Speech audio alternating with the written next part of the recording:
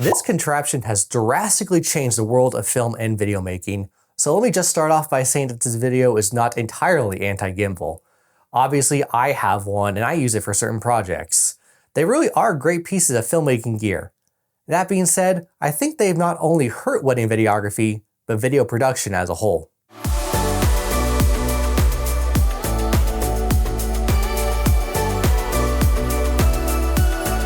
These days, it seems like anyone who wants to get started in wedding videography makes sure that a gimbal is one of the first pieces of gear they buy, and I get it. Who doesn't love silky smooth shots of a couple walking hand in hand or being able to move around a venue for those cinematic shots? Here's the problem. Gimbals have been perceived to be so convenient, a notion that I actually disagree with, that they're used to become oversaturated, hampering creativity and originality in wedding videography. I've got a joke for you. How do you know if someone's vegan? Don't worry, they'll tell you. Please clap.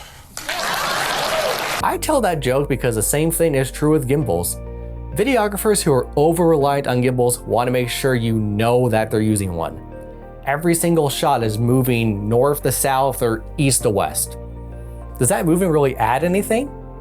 That's the main issue I have with gimbals.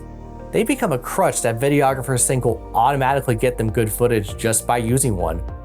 The art of cinematography is finding the right shot for the right reason. It needs to have motivation.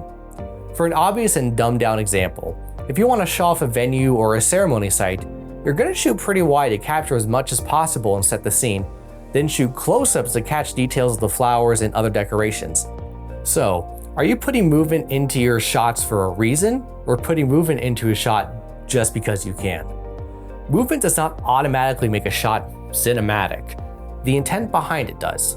The clips you've seen up until this point have been shots I got with a gimbal at weddings, so I'm not just being a stick in the mud without cause. After using mine for a couple of weddings, I felt the cons outweighed the pros, so I've decided to leave my gimbal at home and shoot weddings handheld and with tripods for a couple of reasons. First, a gimbal limits the kinds of shots I like to get. I never put a zoom lens on a gimbal because that's just extra weight, so I'll use my 35mm on it.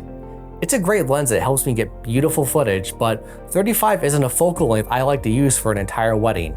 I miss having that flexibility of different focal lengths on the fly to either stay out of people's way or to get those classic portrait shots with a shallow depth of field that a longer lens allows.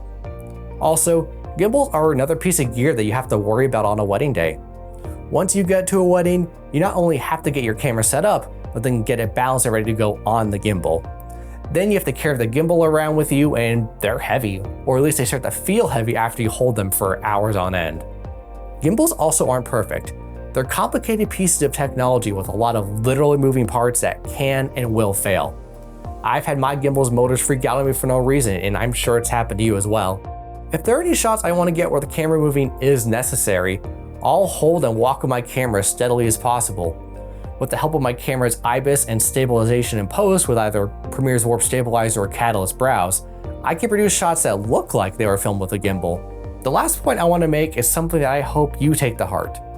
If everyone and their brother is using a gimbal to film weddings and getting the exact same kinds of shots, what's separating you from them?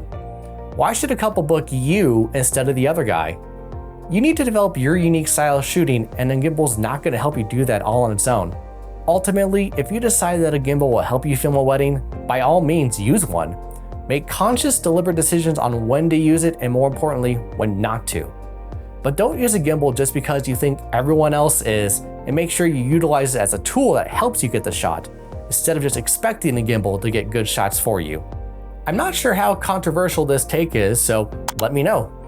Do you think gimbals have taken over the wedding filmmaking world for the worst? Leave a comment down below. Thanks for watching, and stay tuned for more spice.